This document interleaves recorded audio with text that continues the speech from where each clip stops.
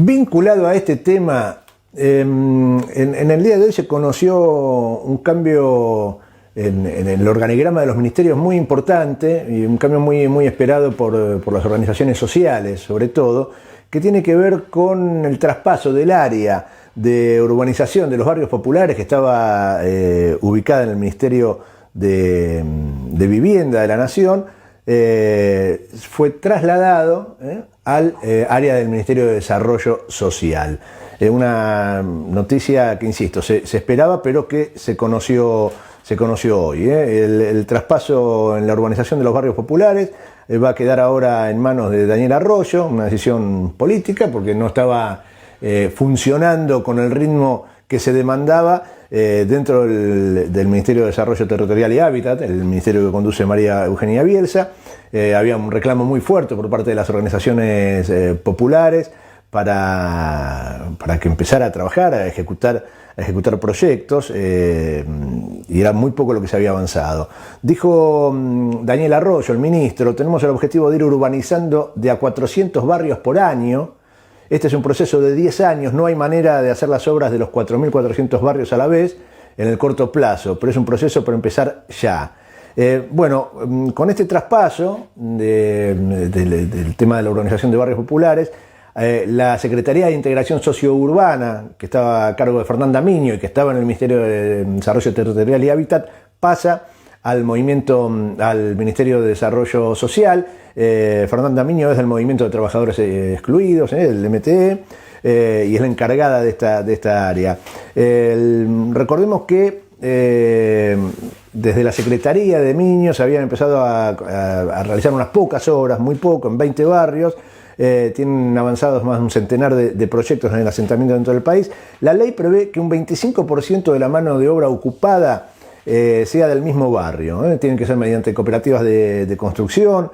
Así que bueno, una decisión política importante la que se tomó y se comunicó hoy a la mañana, este cambio ministerial. Bueno, dicho esto, le doy nuevamente entrada a mi compañero Leonardo Cacho Napoli, que nos trae el sonido de los bombos, ¿es verdad? Buen día, Milcíades. Buen día a los compañeros y a los vecinos del barrio Padre Carlos Mujica. Y comenzamos la semana, la última semana del mes de septiembre. Ya el jueves entramos en octubre y estamos transitando esta forma de vida que venimos teniendo desde el 19 de marzo. La semana pasada, Milcíades, el gobernador de la provincia de Buenos Aires, hizo una especie de blanqueo acerca de la cantidad de fallecidos en la provincia que le toca gobernar. Vos sabés que históricamente hay dificultades en la carga, en las estadísticas de los fallecidos en todo el territorio de la República Argentina. Por ejemplo, los datos que se publicaron el año pasado son datos que pertenecen al año 2017. Llevan entre 1 año y medio y 2 años de retraso, lo que no impide hacer estadísticas, lo que no impide hacer conjeturas acerca de cuáles son los porcentajes de letalidad, el avance de algunas enfermedades sobre otras, en fin. En temas de pandemia, en los momentos de pandemia, donde uno necesita tener el dato día a día, este sistema empezó a resentirse. ¿Cuándo se supo esto? Hace tiempo. En todos lados siempre se dice que hay un sistema que no carga bien los datos de manera contundente, ¿no? Es decir, no es que hay un registro único donde todos los hospitales del país, sanatorios, registran la cantidad de fallecidos dentro de las 24 horas. No existe eso. La verdad, no existe. Por lo tanto, siempre se estimó que la cantidad de fallecidos era mayor. Si a esto le sumamos algún tipo de intencionalidad política, de hecho, bueno, ahí se complica un poco. ¿Qué hizo el gobernador de la provincia de Buenos Aires? A riesgo de que, como le pasó, salieron a criticar, a decir, bueno, entonces estaban escondiendo datos, entonces esto, que salieron a decir los medios opositores. Tuvo el coraje de contratar un software nuevo que lo está midiendo de otra manera y por lo tanto se pudieron cargar 3.583 casos que no habían sido registrados. Esto obligó de alguna manera y lo puso a Rodríguez Larreta en una misma situación, dado que si esto sucedió en la provincia de Buenos Aires, se sabe ya, y el ministro Hernán Quirós lo dijo claramente, que los datos que se entregan no son exactamente día a día, sino que hay retrasos. Esto llegó a hacerse y a hacer una estimación que en la ciudad de Buenos Aires los datos acerca de la cantidad de muertos estaría por un número que se aproximaría a los 1.500 casos más. El gobierno de Larreta esto no lo quiere publicar, lo han dicho claramente. Algunos sospechan de que esos datos ya no están cargados, pero que los tienen. Esto sería peor, porque realmente esto sí sería un escándalo. Porque los otros días, sabiendo esto, el ministro de la Nación, Ginés González García, ministro de Salud, en una reunión con todos los ministros de salud del país, inclusive con el de la ciudad de Buenos Aires, dijo no politizar con el tema de los fallecidos, no politizar. ¿Por qué? Porque ya saben que hay una cantidad de datos y están instando a las provincias a adquirir que se lo entregan de manera gratuita, este software de la provincia de Buenos Aires, porque como están comenzando recién ahora, poder tener una dimensión exacta de cómo se van produciendo los decesos en la provincia de Buenos Aires, en todo el país. Al respecto, también salió a hablar el jefe de la bancada oficialista, Máximo Kirchner, para decir: sucede algo extraño, dice. El que quiere ocultar la cantidad de muertos es el que está muy interesado en la apertura de los bares y los restaurantes, dijo en clara alusión a Horacio Rodríguez Larreta. Ahí nos contaba Cacho el tema de esta diferencia de los números. En todo el país van a tener que ajustar, en Ciudad de Buenos Aires también, ya se sabe que las cifras que están dando, por eso les decía antes, evidentemente se produjo un desfasaje muy grande entre lo que está informando y la realidad también en Ciudad de Buenos Aires, yo lo vengo diciendo hace rato. Bueno, ahora van a tener que ordenar esos números. En lo que tiene que ver con el país, los contagios totales, se los decía recién, ya pasaron los 700.000. Más de 15.000 fallecidos. La ocupación de camas en terapia intensiva en todo el país 61%, en el área metropolitana 66%. Claro, hay algunas regiones del país donde se están registrando colapsos porque no es lo mismo la infraestructura instalada en la ciudad o en el área metropolitana que en el interior, en las provincias de la República Argentina. Aquí en el área metropolitana nunca, en Argentina en realidad, nunca se llegó al pico, ¿no? Tanto que se habló el pico de contagios, no se llegó nunca. Recién ahora estamos en una meseta muy alta en el área metropolitana, pero empieza a crecer en las provincias. Fíjense lo que está pasando en otros países del mundo con rebrotes, ¿no? Hubo países donde sí hubo claramente en Europa un desarrollo del contagio, llegó un pico y después rápidamente volvió a bajar. Ahora están viviendo rebrotes, es el caso de Francia, Gran Bretaña, de España. Sin embargo, en nuestro país el motivo que logró estirar la llegada de ese pico y que no se concretara un pico de concentración fue la decisión acertada del gobierno nacional de lanzar prontamente una cuarentena, un aislamiento firme y mantenerlo en el tiempo. Eso permitió ir preparando la infraestructura, permitió que los contagios fueran más aislados, a pesar del número gigantesco, ¿no? Estamos hablando, y Argentina está entre los 15 países con mayor cantidad de casos. Bueno es preguntarse qué hubiera pasado si no se tomaba esta decisión que tomó Alberto Fernández tan prontamente y todo el equipo de salud, a pesar de todos los obstáculos que se pusieron. Bueno, el resultado, imagínenlo. La realidad yo no lo quiero ni imaginar. Si esto es doloroso, haber tomado otro tipo de medidas hubiera sido dramático. Bueno, el tema es que todo este periodo el área metropolitana concentraba el 90% de los casos y el resto estaba en el interior del país, o 80-20. Bueno, en las últimas semanas esto empezó a cambiar, ya es 50% de contagios, de casos en el área metropolitana y el otro 50% se verifica en las provincias del país. El problema es que la infraestructura, les reitero, no es la misma. Leda Guzzi es médica infectóloga de la Sociedad Argentina de Infectología, es una de las referencias más consultadas del área, y compartió en un escrito, una publicación, algunas cifras que sirven para entender lo que está pasando con el COVID. Del 20 de agosto al 20 de septiembre, Tucumán pasó de 837 casos acumulados desde marzo a tener 9.253. O sea, multiplicó en un mes por 9 la cifra de contagios. Al 20 de agosto, Santa Fe, por ejemplo, desde el inicio de la pandemia hasta el 20 de agosto tenía 4.056 casos. Entre el 20 de agosto y el 20 de septiembre llegó a 25.518. O sea, multiplicó por 6 en 30 días. Córdoba, lo mismo, pasó de 5.272 casos el 20 de agosto, en el acumulado desde el principio de la pandemia hasta el 20 de agosto, a 18.338. Y Mendoza, que tenía el 20 de agosto 4.040 casos, pasó a 18.260.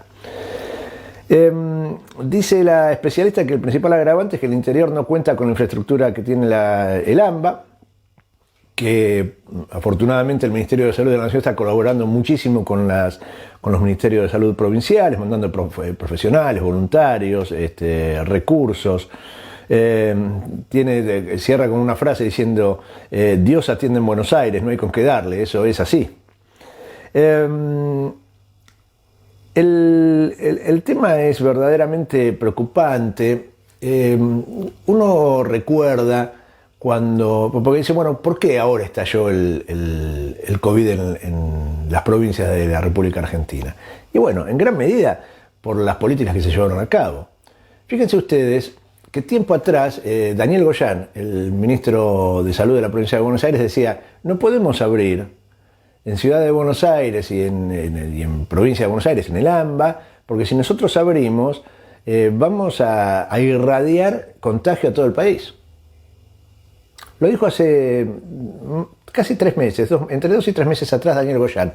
Lo mataron en los medios, lo mataron, lo despellejaron.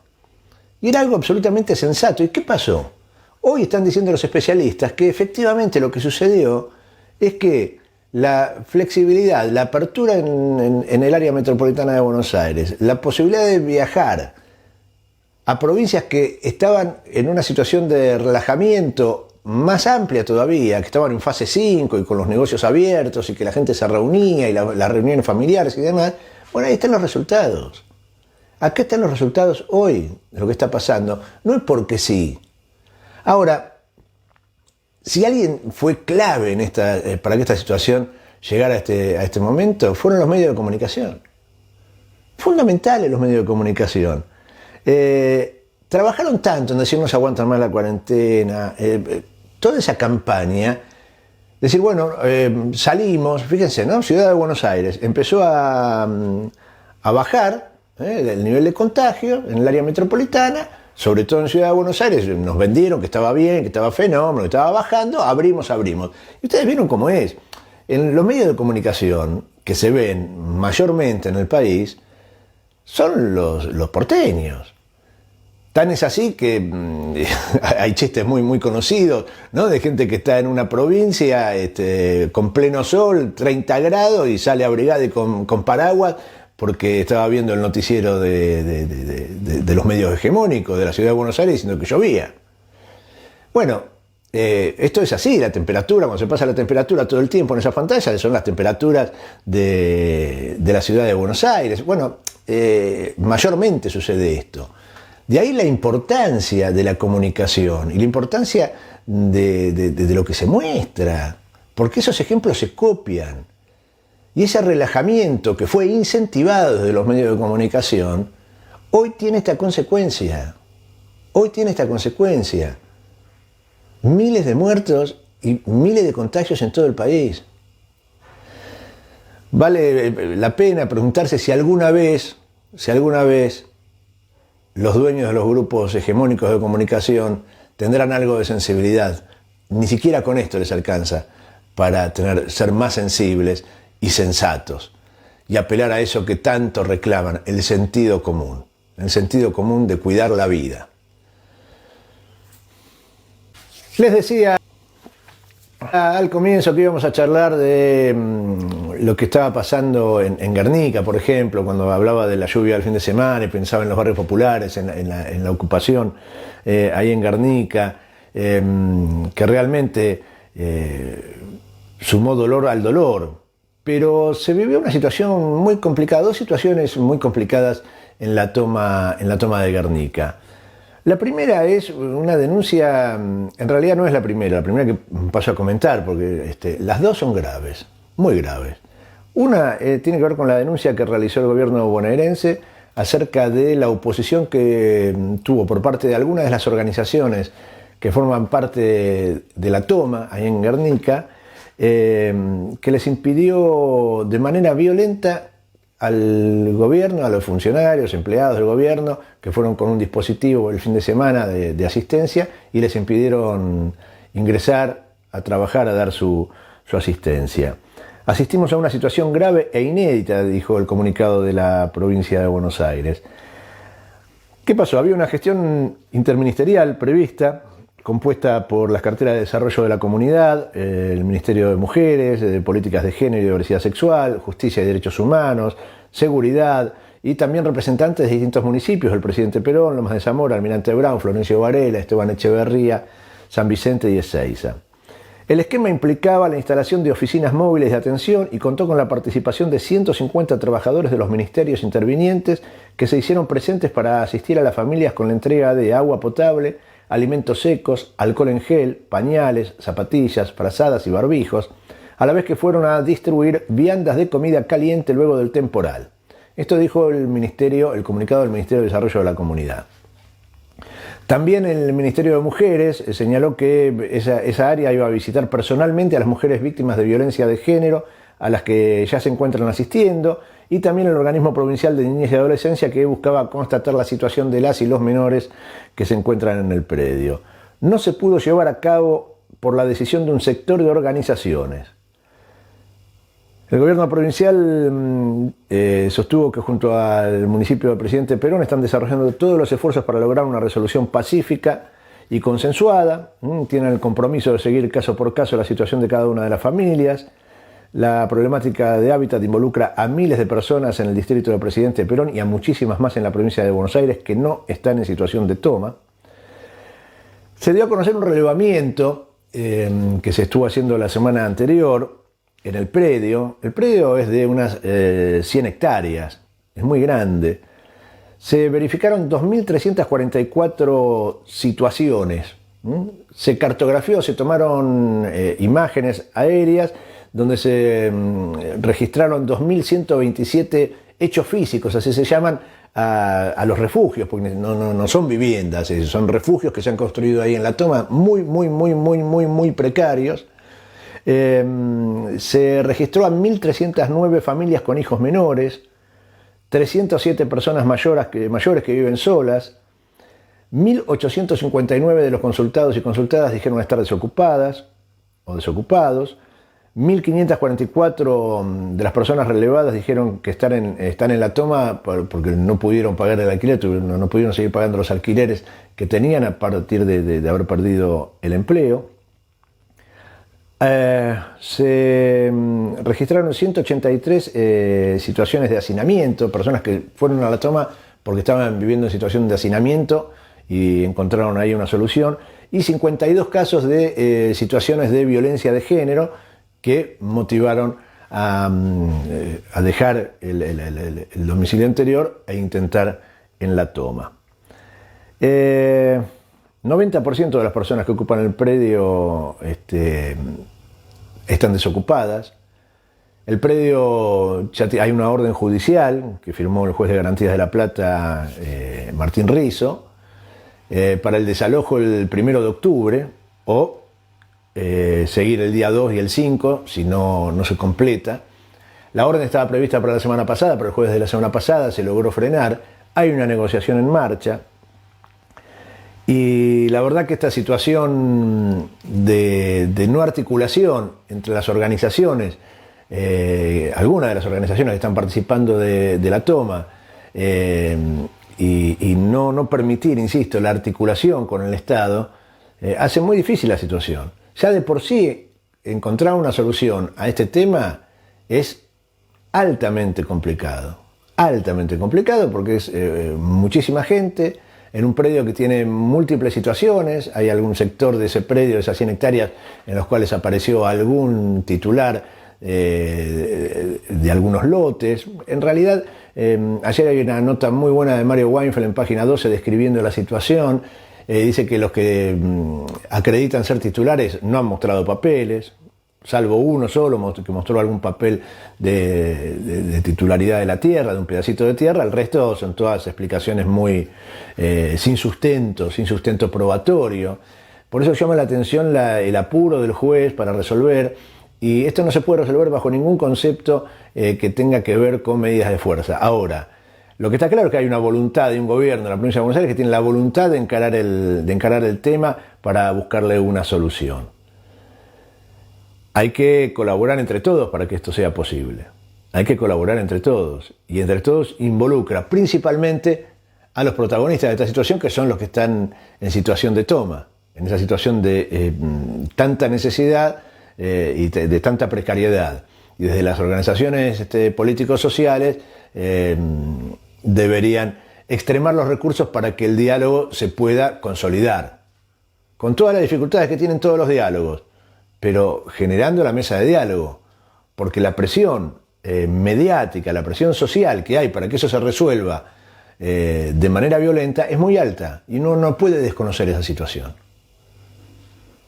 Entonces hay que redoblar esfuerzos para que el diálogo sea posible y sea positivo.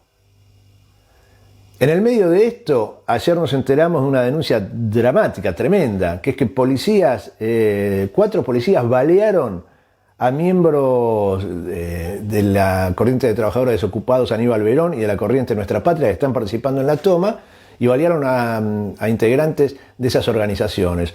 Uno de los baleados, Matías Sánchez, de 21 años, Leandro Matías Sánchez, está internado en terapia intensiva con pronóstico reservado. Increíblemente bajaron de un auto particular a pocos metros de un destacamento policial y balearon a dos militantes. Hay 4 policías que están detenidos. que están siendo investigados por esta situación, detenidos, investigados. Exigimos, hay un comunicado que firman montones de organizaciones exigiendo que haya un esclarecimiento inmediato de los hechos. Nosotros nos sumamos, por supuesto, a ese pedido. Vinculado a este tema, en el día de hoy se conoció un cambio en el organigrama de los ministerios muy importante y un cambio muy esperado por las organizaciones sociales, sobre todo, que tiene que ver con el traspaso del área de urbanización de los barrios populares que estaba ubicada en el Ministerio de Vivienda de la Nación. Fue trasladado al área del Ministerio de Desarrollo Social. Una noticia que, insisto, se esperaba, pero que se conoció hoy. El traspaso en la urbanización de los barrios populares va a quedar ahora en manos de Daniel Arroyo, una decisión política, porque no estaba funcionando con el ritmo que se demandaba dentro del Ministerio de Desarrollo Territorial y Hábitat, el ministerio que conduce María Eugenia Bielsa. Había un reclamo muy fuerte por parte de las organizaciones populares para que empezara a trabajar, a ejecutar proyectos, y era muy poco lo que se había avanzado. Dijo Daniel Arroyo, el ministro: tenemos el objetivo de ir urbanizando de a 400 barrios por año. Este es un proceso de 10 años, no hay manera de hacer las obras de los 4.400 barrios a la vez en el corto plazo, pero es un proceso para empezar ya. Con este traspaso del tema de la urbanización de barrios populares, la Secretaría de Integración Sociourbana, que estaba a cargo de Fernanda Miño y que estaba en el Ministerio de Desarrollo Territorial y Hábitat, pasa al Ministerio de Desarrollo Social. Fernanda Miño es del Movimiento de Trabajadores Excluidos, del MTE, y es la encargada de esta área. Recordemos que desde la Secretaría de Miño se habían empezado a realizar unas pocas obras, muy poco, en 20 barrios. Tienen avanzados más de un centenar de proyectos en el asentamiento dentro del país. La ley prevé que un 25% de la mano de obra ocupada sea del mismo barrio. Tienen que ser mediante cooperativas de construcción. Así que una decisión política importante la que se tomó y se comunicó hoy a la mañana, este cambio ministerial. Bueno, dicho esto, le doy nuevamente entrada a mi compañero Leonardo Cacho Napoli, que nos trae el sonido de los bombos, ¿es verdad? Milcíades, la Regional Norte de la CGT el sábado pasado se hizo presente en las puertas de la Quinta de Olivos para expresar su apoyo al gobierno de Alberto Fernández. Lo hizo bajo una torrencial lluvia, se desplegó una bandera, se cantó el himno nacional, se hicieron algunas declaraciones y se manifestaron en apoyo contundente acerca de este proceso de desestabilización que un sector que algunos estiman que es minoritario dentro de Cambiemos y de algunos sectores desestabilizadores están llevando en contra del gobierno de Alberto Fernández. Esta medida anticipa un poco la contundente expresiones que van a haber, digo expresiones porque se desestimaron las marchas del 17 de agosto que está armando la CGT, organizando la CGT. Así que vamos a ver ahora, Milcíades, un poco lo que pasó en la puerta de la Quinta Presidencial de Olivos. Ahí es donde en los últimos tiempos tuvimos que ver escenas desagradables, como policías cuando pidieron ese reclamo salarial, o de manifestantes en contra de Alberto Fernández. Lo hicieron los obreros organizados, lo hicieron la clase trabajadora, los mismos que van a dar su apoyo el 17 de octubre próximo a Alberto Fernández. Vamos a ver primero un pedacito de un paneo general de lo que sucedió con un teléfono tomado por los mismos organizadores y después algunas declaraciones.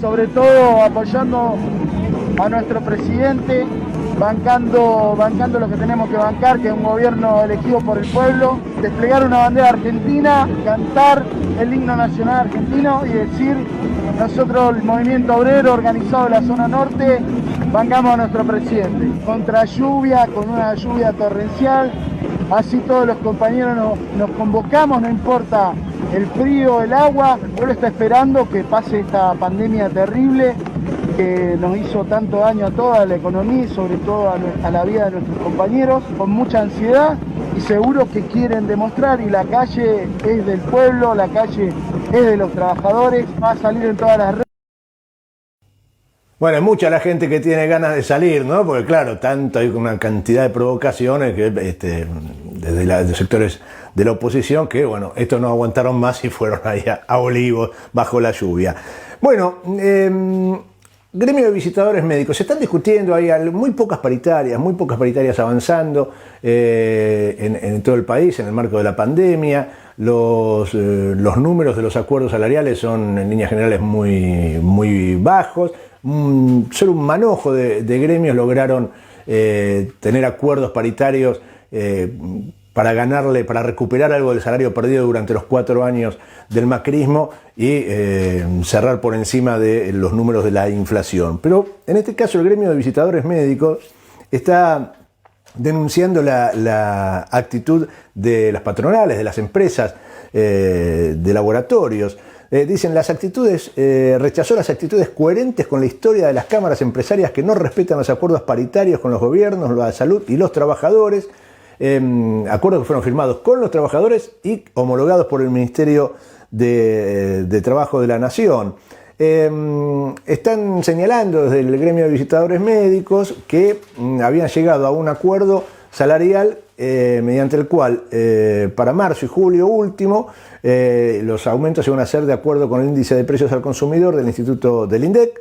Bueno, las patronales no están cumpliendo. Esos incumplimientos, dicen desde el gremio, se producen en un contexto de crecimiento interanual de la industria del 63% en el primer semestre del año y de aumentos de precios de los remedios que en algunos casos alcanzaron más del 40%, es decir, por encima de la inflación del 18,9% del periodo.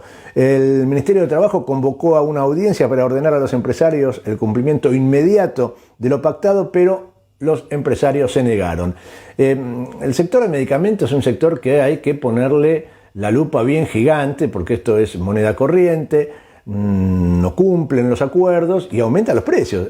Están aumentando los precios todas las semanas, y esto cuenta con el acuerdo del gobierno, el aumento de los precios. Aguantaron unos meses sin aumento y ahora empezaron a aumentar. Así que hay que prestarle mucha atención porque es un insumo muy necesario, el de los medicamentos, y parece que ahí hay vía libre para los aumentos.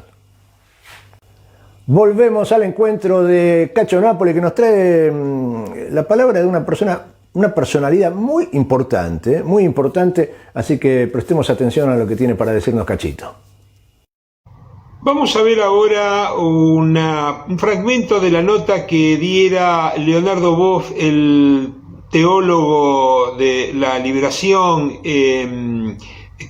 brasileño, que tuvo una nota especial con Bernarda Llorente, la directora de TELAM.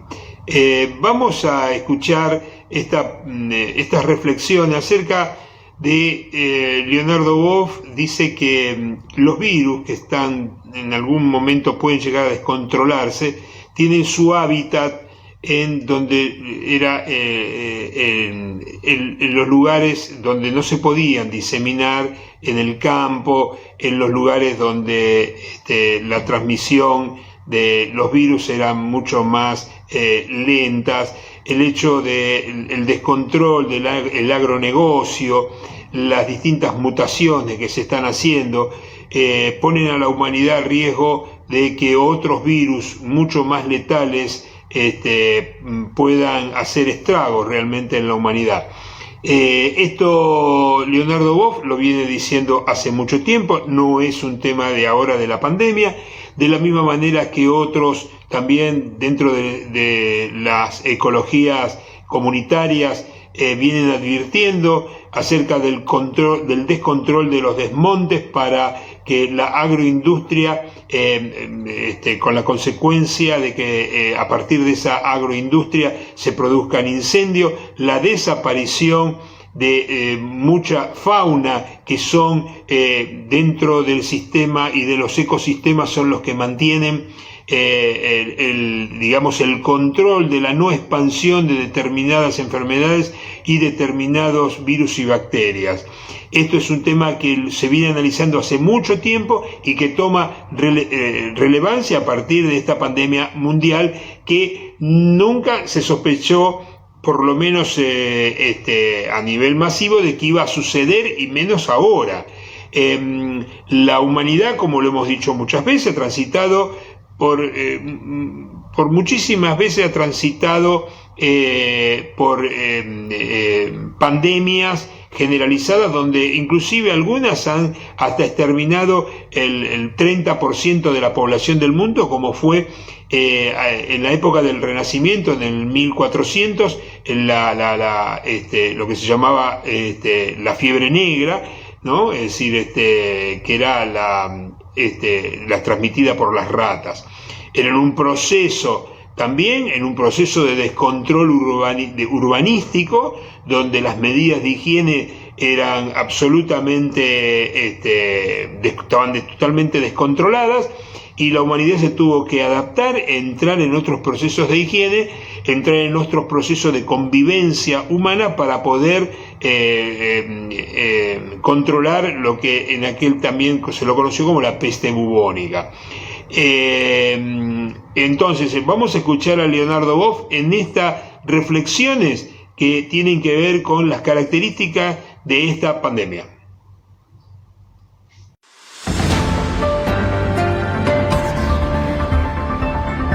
Mira, yo creo que el coronavirus cayó como un rayo, un meteoro rasante sobre el capitalismo neoliberal. Porque todos los mantras que tenían, los ideales, el lucro, la acumulación privada, la competencia, el individualismo, el consumismo, el estado mínimo, la privación de las cosas comunes, todo eso se ha mostrado inútil. Es el contexto del modo de producción capitalista que ha afectado profundamente la naturaleza, avanzados los bosques en razón del agronegocio, busca de lucro, y entonces destruyó el hábitat de los virus. Y esos pasaron de los animales a los seres humanos. Entonces, yo creo que, partiendo del hecho que hoy es un hecho científico, no más una hipótesis, que la Tierra Gaia es un superorganismo vivo que articula lo físico y lo ecológico para mantener siempre su vida y generar continuamente. Entonces, a mi juicio, ese virus es un contraataque de la Tierra Gaia, de la Madre Tierra, de la Mama, contra un tipo de humanidad que la sigue destruyendo, amenazando. Si la humanidad hubiera seguido esos, estaría perdida. Lo que nos está salvando es el contrario, es no el lucro, sino la vida, no la competencia, sino la cooperación, no el individualismo, sino la interdependencia de todos con todos, no la destrucción de la naturaleza, sino el cuidado de toda la naturaleza de la tierra, no el mercado, sino la sociedad organizada, un Estado que absolutamente para atender las demandas del pueblo, crear condiciones para que la vida sea protegida, sea defendida y tratar siempre humanamente al ser humano. Saben ustedes que continúan realizándose distintos juicios, se siguen llevando adelante distintos juicios en el marco de las causas por los delitos de lesa humanidad, esos que se llevaron adelante durante la dictadura cívico-militar genocida, del 76 en adelante. En Córdoba se vienen consustanciando algunos de ellos y bueno, siempre aparecen testimonios que no dejan de sorprender, no dejan de sorprender y de ponernos con una sensibilidad. El horror, ¿no? El horror que hemos pasado en la Argentina.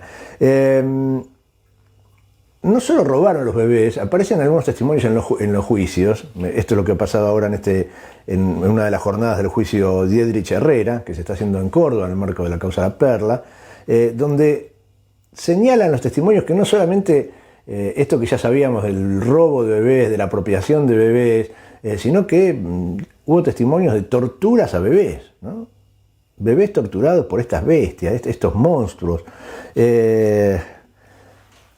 Bueno, en el juicio, por ejemplo, es bueno, nosotros cada tanto traemos estas informaciones y las refrescamos, porque esto pasó en Argentina, pero no solo por sadismo, no era porque son unos monstruos sádicos que les gustaba hacer, no, todo eso se hizo para lograr instalar un modelo económico, social, político y cultural en nuestro país basado en este terror, o sea, respaldado por este terror. De esa metodología se beneficiaron muchos, entre ellos el grupo Macri. No es porque sí que se hizo el golpe de Estado en el 76, ni fue porque sí el terror al cual recurrieron. De ese terror muchos se beneficiaron. Muchos de los que hoy tienen esas grandes fortunas a las cuales se les quieren cobrar aportes extraordinarios y se niegan y no declaran, bueno, muchos la hicieron en esos años. Dentro del juicio, por ejemplo, se denunció que hubo militares, policías y civiles que no solo robaron, cosas sabidas, pero las refrescamos, no solo robaron los bienes materiales de las víctimas, aparte de todo el daño hecho, sino que después extorsionaban a los familiares.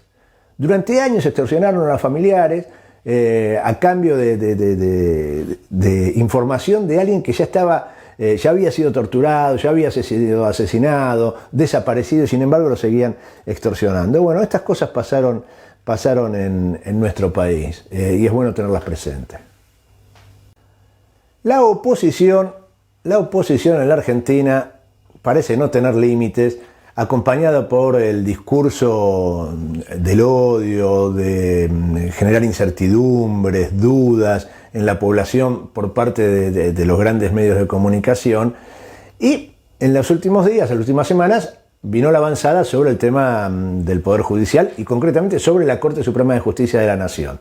Están haciendo del caso de los jueces Bruglia, Bertuzzi y Castelli una bandera, ¿no?, del republicanismo, olvidándose de todas las irregularidades con las cuales fueron denunciados, olvidándose que ya hubo decenas de posicionamientos de miembros de la justicia y del Consejo de la Magistratura diciendo que esos jueces tienen que volver al lugar al cual habían sido designados. Bueno, pero hay toda una ofensiva tratando de forzar que la Corte Suprema de Justicia falle en contra de esta decisión obvia, lógica, para de ese modo seguir con la campaña de desgaste del gobierno de Alberto Fernández.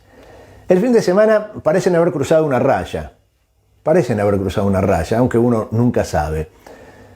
En la localidad de Rafaela, donde vive quien fuera durante muchos años el presidente de la Corte Suprema de Justicia y hoy integrante, Ricardo Lorenzetti, hicieron un escrache, sí, fueron a escrachar a uno de los miembros de la Corte Suprema de Justicia de la Nación. Bueno, esto mereció el repudio de casi toda la dirigencia del país, por supuesto de todos los miembros del gabinete. Sorprendió uno de los repudios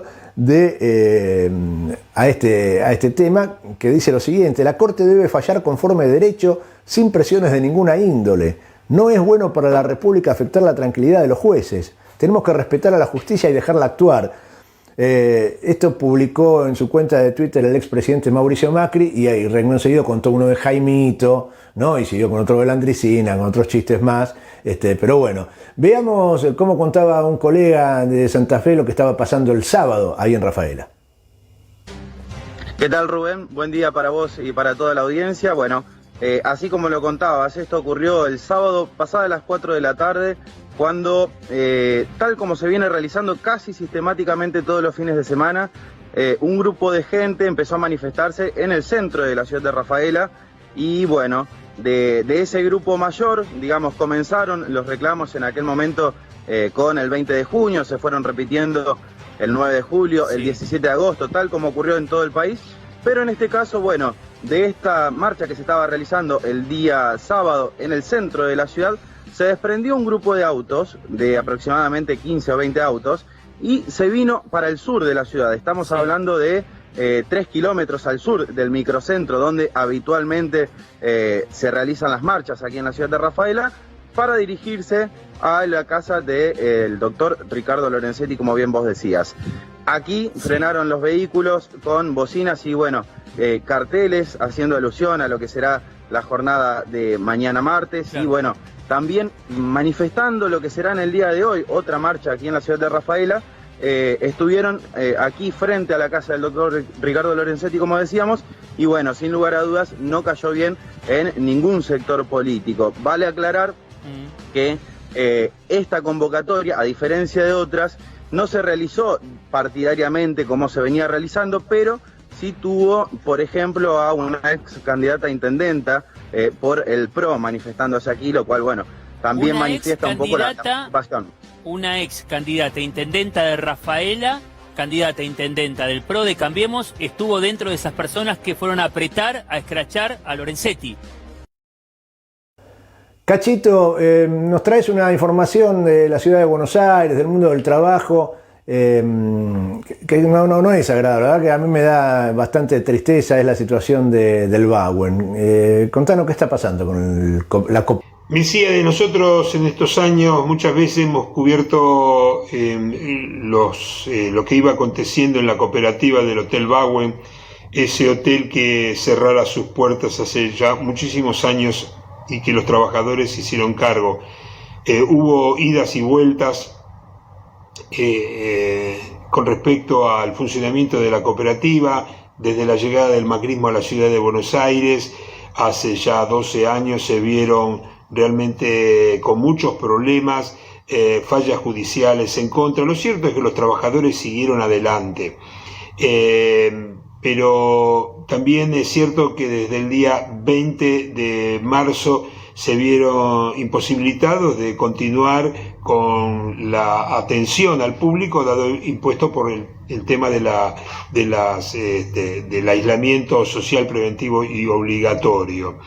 A esto sumado que el gobierno de la ciudad de Buenos Aires, de Rodríguez Larreta, por algunas cuestiones que ahora no vienen al caso mencionar, pero que tienen que ver con algunos tipos de impedimentos judiciales, no considera que está habilitado ese lugar para funcionar cuando sí lo está.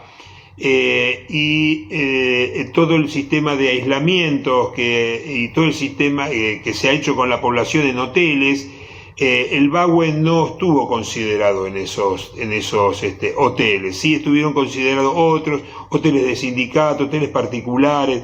Hubo una gran cantidad de hoteles que se han usado en la ciudad de Buenos Aires, que bien podrían haber usado al Bauen para que pudiera subsistir. Lo cierto es que la presidenta de la cooperativa, se llama María Eva Lozada, dice: sabemos que el mundo está inventando formas de trabajo y por eso estamos en nuevos espacios, dado que se han tenido que mudar, como dijimos, pero seguiremos con la cooperativa para mantener la fuente de trabajo. Tanta lucha y tanto sacrificio, tantas veces que nos hemos llevado, que no pudimos llevar el pan a la casa para invertir en el edificio. Todo esto es muy doloroso, pero seguimos en otro lado. Fueron muchos años de luchas, de alegría y de marchas, llevando la bandera del trabajo. Mi orgullo es que vamos a seguir trabajando y que los compañeros no se van a quedar sin llevar el pan a la casa, dice la presidenta María Eva Losada. Lo cierto es que algunos desde el gobierno nacional, los trabajadores están percibiendo el IFE, otros están percibiendo algún tipo de ayuda en cuanto a las AETP. Se le ha pedido al INAES para que pudiera solventar, pero no alcanza. Lo cierto es que el gobierno de la ciudad de Buenos Aires tendría que haber puesto los recursos para que pudieran llevarse a esos lugares los infectados de coronavirus, como cuando se los aísla. No lo han hecho. Ustedes saben que el gobierno de la ciudad paga 1.000 pesos por día por cada uno de los digamos de alguna manera internados que tienen en los hoteles, por el caso del tema de la pandemia, pero no lo han hecho. Hay una clara intencionalidad del gobierno de Rodríguez Larreta de no brindarles ningún tipo de apoyo, y bueno, acá tenemos los resultados, tristes resultados, pero esta es la verdad. Esto es lo que está aconteciendo con la histórica cooperativa del Hotel Bauen. Triste eso, bueno, toda la solidaridad para los compañeros y las compañeras de la cooperativa del Bauen, con los cuales hemos estado al lado durante todos estos años, y que han resistido y fueron un ejemplo. Y hablábamos con Cacho de esto, ¿no? De llegar a esta situación es solo fruto de la decisión política y el odio de los grupos de poder económico. El Hotel Bauen, que de manera absolutamente irregular, ¿vio cuando recién hablábamos de la dictadura? Cuando recién hablábamos de la dictadura cívico-militar genocida, decimos cívico-militar genocida. Ese hotel, el grupo empresario lo hizo para el Mundial 78, con créditos del Estado, del BANADE, nunca los devolvieron. Bueno, y hoy los trabajadores, las trabajadoras pueden resistir durante tantos años. Díganme, hablábamos con Cacho, les decía, si en el marco de la pandemia, así como el gobierno de la ciudad de Horacio Rodríguez Larreta financió a montones de hoteles para darle acogida a los contagiados y las contagiadas por el COVID-19, y esos hoteles, bueno, pudieron sobrevivir, tuvieron un ingreso en el marco de la emergencia, ¿por qué al Bauen no? ¿Por qué al Bauen no? Porque querían terminar de destrozarlo, lo lograron. Con la pandemia se llevan puesto eso. Pero bueno, no todas son buenas para el gobierno de la ciudad. El tema de IRSA en Caballito, la construcción del mega emprendimiento inmobiliario, del cual hemos hablado tantas veces aquí en el noticiero, hay una fiscal de Cámara que avaló la decisión del juez de primera instancia de paralizar la mega obra de IRSA ahí en la avenida Avellaneda, en las 3 cuadras de la avenida Avellaneda. Nidia Cícero, es la fiscal de la Cámara de Apelaciones, avaló la medida judicial que paralizó la mega obra de IRSA y de Portland, que son las 2 empresas que están construyendo en la ciudad. En ese lugar, el desarrollo Ciudad Palmera. Hicieron un desarrollo que se llama Ciudad Palmera, 3 cuadras, un lugar gigante, verde, ¿no? Terrenos que adquirió de manera, dudosa también el grupo IRSA. Entonces hacen un emprendimiento que se llama Ciudad Palmera, 3 cuadras, miles y miles de metros cuadrados de construcciones, 10 torres de edificios de 10 pisos cada una, pasando por encima los códigos urbanísticos, pero lo más gracioso es que dijeron que eran proyectos distintos. O sea, todo el proyecto se llama Ciudad Palmera, pero los tipos dicen, no, pero son todas torres distintas, no es lo mismo. Entonces con eso consiguieron la autorización del gobierno de la ciudad, y aparte se valieron, no les alcanzaba con eso, forzaron a interpretar el código urbanístico antiguo, lo cual les permitió construir más cantidad de metros cuadrados, evadir la obligación que tiene el código urbanístico de darle una cantidad de superficie al estado de la ciudad para espacios verdes. Bueno, todo eso lo pasaron por encima. Y dicen, no, son todos emprendimientos distintos, van a ser el centro comercial más grande del país. Bueno, todo en un lugar densamente poblado, sin evaluación de impacto ambiental. La lucha de las organizaciones sociales, vecinales, políticas de Caballito, de la Comuna 6, los comuneros, las diversas organizaciones, están dando sus frutos. Primero el juez frenó la obra. Ahora la fiscal de Cámara también respalda lo que dice el juez, así que la idea, lo que están buscando las organizaciones vecinales, es que este tema se trate donde corresponde, que es en la legislatura, que presenten la ley, la modificación del código urbanístico, que es lo que tiene que hacer el gobierno, antes de seguir avanzando con las autorizaciones, que se discuta, que haya audiencia pública, que se vuelva a discutir, es una ley de doble lectura. Bueno, por el momento la pelea, la lucha de las vecinas y los vecinos de Caballito está dando resultados. Seguimos en la ciudad y hablamos de los corzos. Te quiero conocer, saber a dónde vas, alegre mascarita que me miras al pasar. ¿Qué haces? La cuestión es que las murgas de la ciudad de Buenos Aires, están preocupadas porque se vienen los carnavales en febrero y dicen, bueno, ¿qué vamos a hacer? Va a estar el COVID, va a haber restricciones, nuevas restricciones.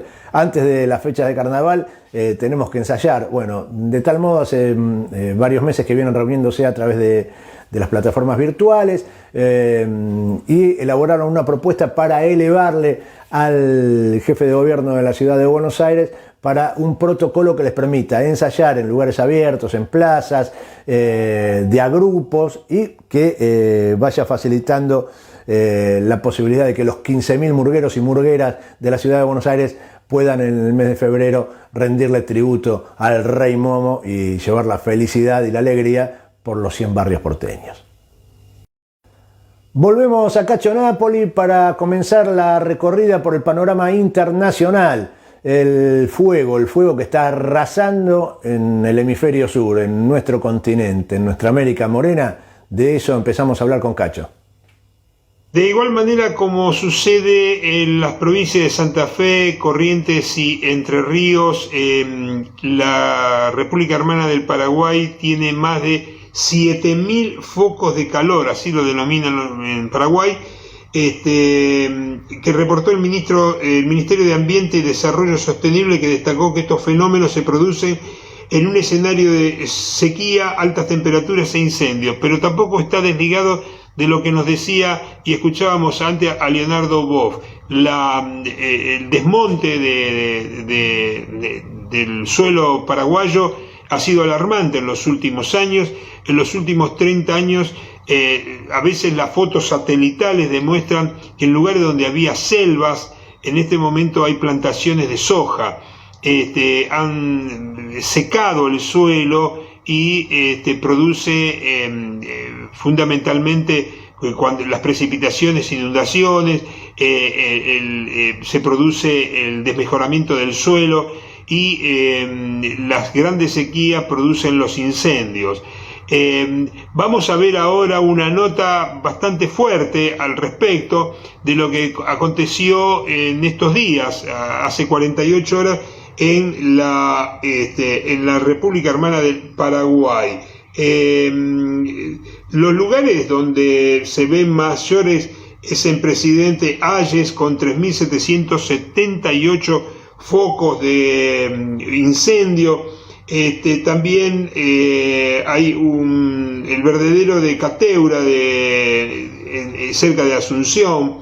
Hay lugares que hasta se ha detectado en los lugares cercanos a la propia capital, en Asunción.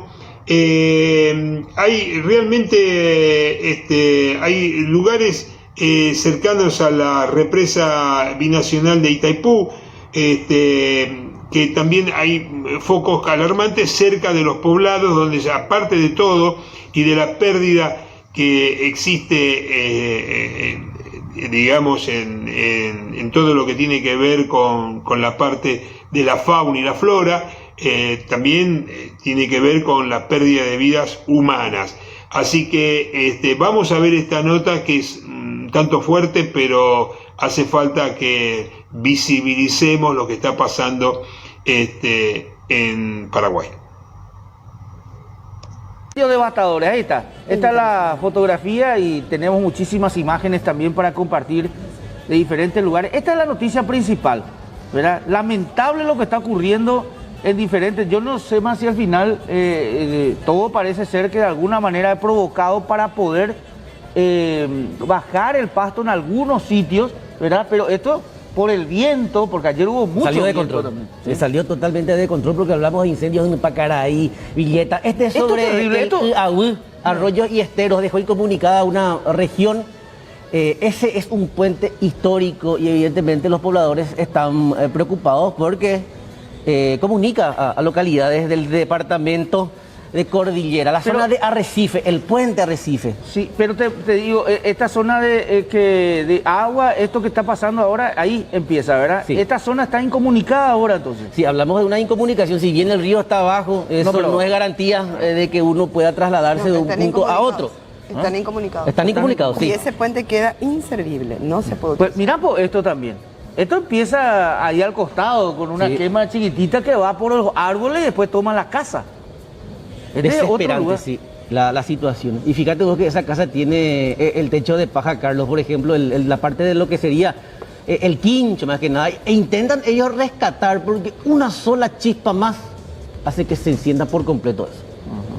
No, porque se escucha seguramente la desesperación de los vecinos en este video, en donde evidentemente la gente empieza a relatar lo que está ocurriendo y ve, por ejemplo, el caso del arroyo que ya vimos, ¿verdad? Intervino un concejal, se estuvo conversando con él y hablaba de la preocupación que genera el tema de la quema de pastizales en todo arroyos y esteros. Bueno, y después hay un montón de imágenes más que vamos a ir repasando también. Contundente el tuit de los bomberos también, Carlos.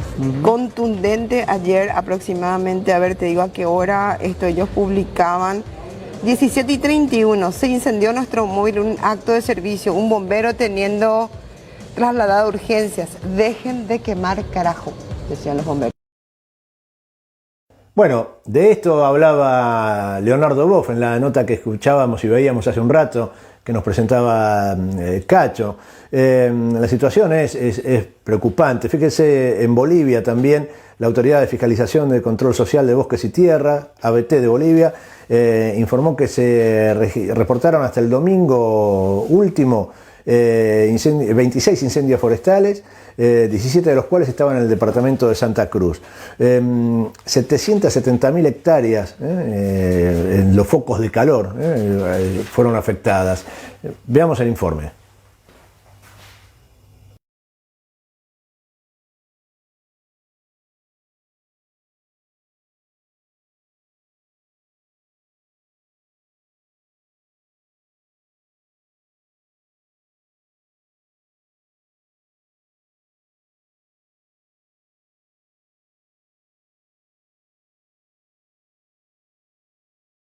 Aumentan los incendios en Santa Cruz, ahora son 17 los que se registran. Rodolfo Orellana nos amplía la información. Buenas noches.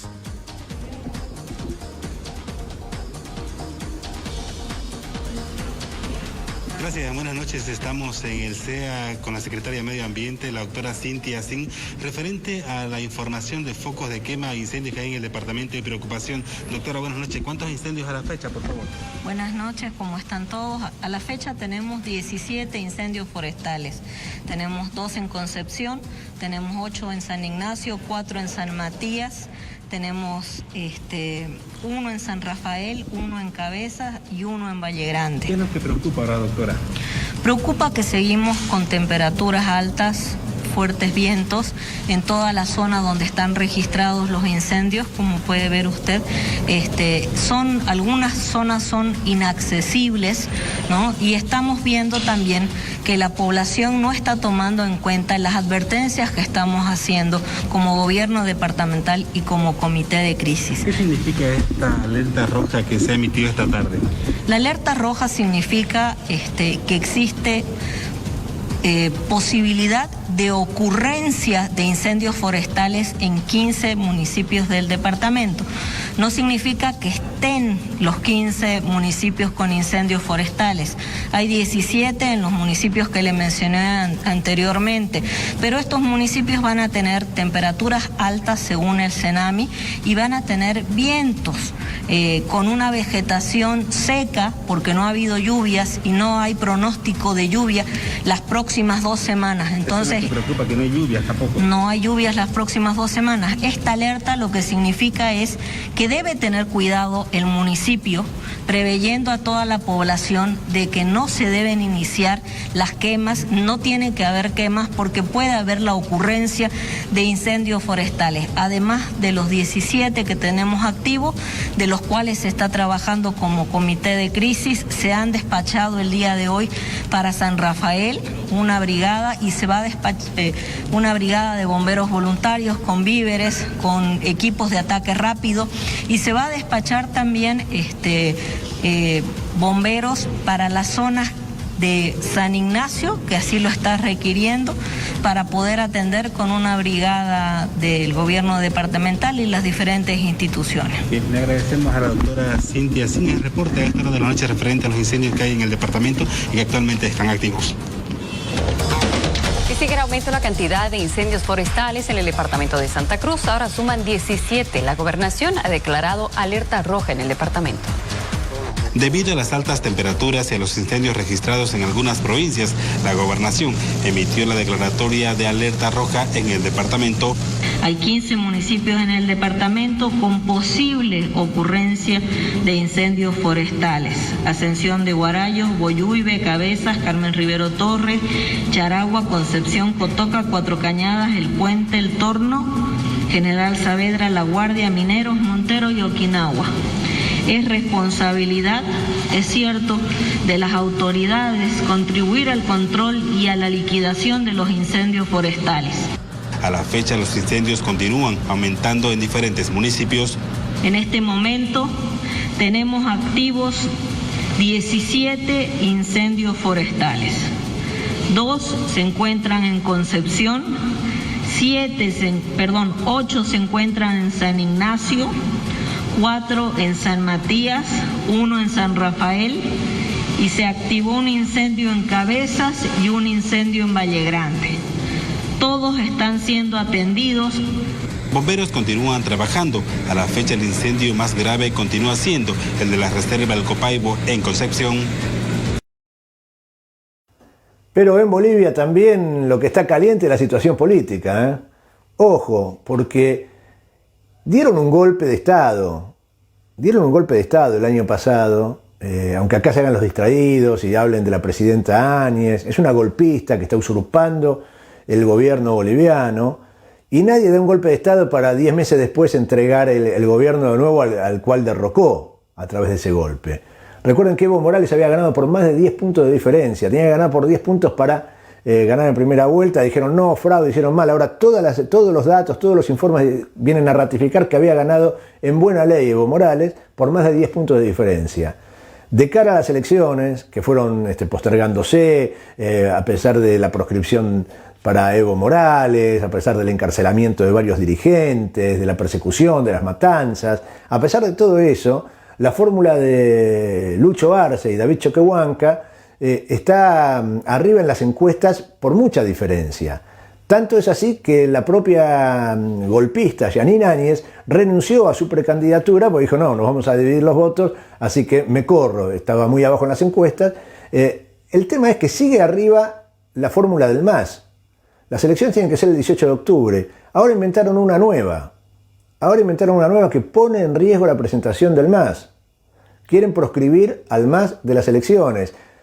Apareció una senadora en Bolivia diciendo, la senadora Carmen Eva González, denunciando que Luis Arce había dado a conocer unas encuestas y con eso había violado la ley electoral.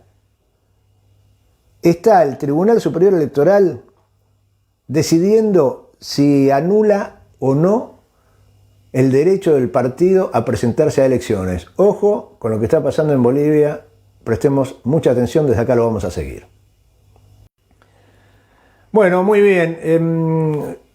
Les digo que cuando termine el noticiero vamos a estar mostrando una conferencia de prensa que está siendo organizada por la Multisectorial de la Educación Pública de la Ciudad de Buenos Aires, denunciando la situación de las y los chicos, la falta de entrega de computadoras. Así que cuando terminemos el noticiero, quédense prendidos a la pantalla de Urbana TV con esa conferencia de prensa que queremos compartir. Ya en el final, en el estribo, despidiéndonos, también hubo otra noticia política en el orden internacional en Uruguay. Ayer se realizaron elecciones en Uruguay. Vio que todos los ricos dicen que se quieren ir a Uruguay, se quieren ir a Uruguay, se quieren ir a Uruguay. Bueno, hubo elecciones en Uruguay. Volvió a ganar en Montevideo, la ciudad, el departamento más importante, Montevideo, la intendencia. Hace 30 años que la tiene el Frente Amplio. Volvió a ganar las elecciones, 51% de los votos, pero esta vez se agrava la situación para los liberales, para la derecha. Pues ya vieron, el Frente Amplio es un frente, tiene varios partidos, varios movimientos, diversas raíces. Quien ganó la elección de Montevideo es del Partido Comunista. Partido Comunista. Así que los que decían Uruguay, queridos Uruguay. También ganó en Canelones la fórmula del Frente Amplio, con más votos de los que habían sacado el año pasado. De todos modos, en las intendencias, los liberales volvieron a retener algunas de las que ya tenían. En fin, pero una buena noticia para los Frente Amplistas en Montevideo. Con esto nos despedimos, nos tomamos el buque. Hablando de Uruguay, nos tomamos el alíscafo, podríamos decir, y mañana volvemos a encontrarnos en la pantalla de Urbana TV. Como siempre, un gusto estar con ustedes. Les pedimos que se cuiden, cuídense, que el virus está pegando fuerte. Gracias por su compañía, nos vemos mañana.